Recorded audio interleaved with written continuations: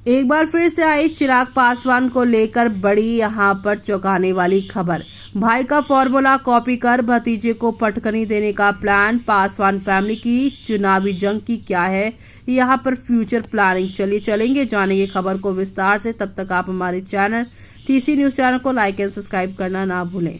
राजनीति में हर वक्त एक जैसा नहीं होता। लोक जनशक्ति पार्टी के संस्थापक अध्यक्ष रामविलास पासवान के छोटे भाई पशुपति कुमार पासवान के पारस के पास भी आजकल कुछ ऐसा ही हो रहा है। एनडीए से दरकिनार हो जाने के बाद पशुपति पारस फिर से बिहार में अपनी राजनीतिक जमीन को मजबूत करने का प्रयास करें। हालांकि 47 साल की राजनीतिक करियर में पारस की पहचान रामविलास पासवान के छोटे भाई के तौर पर ही होती रही है। क्योंकि रामविलास पासवान अब इस दुनिया में नहीं रहे और भतीजे चिराग पासवान से उनका 36 का आंकड़ा है। ऐसे में पारस ने अपना वजूद यहाँ पर जिंदा रखने के लिए एक नया प्लान तैयार किया है। बिहार विधानसभा चुनाव साल 2025 में पारस एक ऐसी चाल चलने जा रहे हैं जो उनके भाई रामविलास पासवान साल 2005 के बिहार विधानसभा चुनाव में चल चुके हैं। आपको बता दें कि रामविलास पासवान की उस चाल की वजह से बिहार विधानसभा साल 2005 में पार्टी की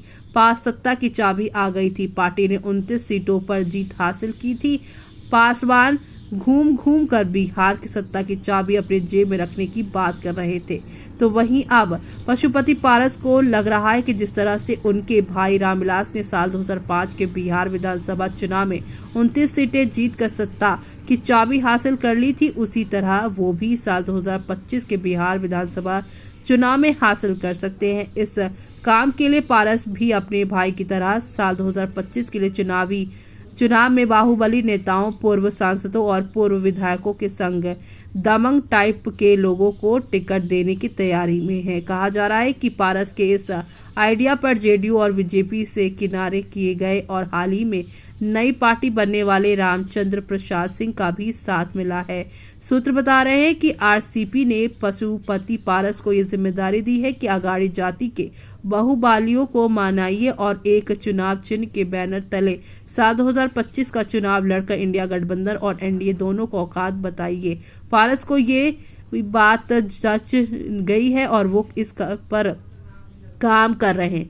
बता दें कि राजनीतिक के मौसम वैज्ञानिक कहे जाने वाले रामविलास पासवान का राजनीतिक करियर साल 2005 से साल 2009 के बीच खत्म होने की कगार पर पहुंच गया था। ऐसे में अगड़ी जाति के कई बाहुबलियों के सहारे रामविलास ने अपनी किस्मत बदलने की कोशिश की थी और काफी हद तक कामयाब भी हो गए थे। लेकिन सीएम की कुर्सी की जिद ने पासवान को फिर से हाशिए पर ला दिया। साल 2005 नवंबर के बिहार विधानसभा चुनाव में जीते हुए विधानसभा में से विधायकों में से 12 विधायकों को तोड़कर यहां नीतीश कुमार सीएम बन गए। अब वही फॉर्मूला पशुपति पारस बाहुबली और पूर्व सांसद सूरजभान सिंह के जरिए करवाना चाह रहे हैं। आपको बता दें कि सूरजभान सिंह एलजेपी से बलिया यानी बेगूसराय के सांसद रह चुके हैं। रामविलास पासवान के दौर में सूरजभान उनके सबसे खास लोगों में से एक हुआ करते थे, लेकिन चिराग की सूरजभान सिंह से नहीं पटी। सूरजभान सिंह की पत्नी वीणा देवी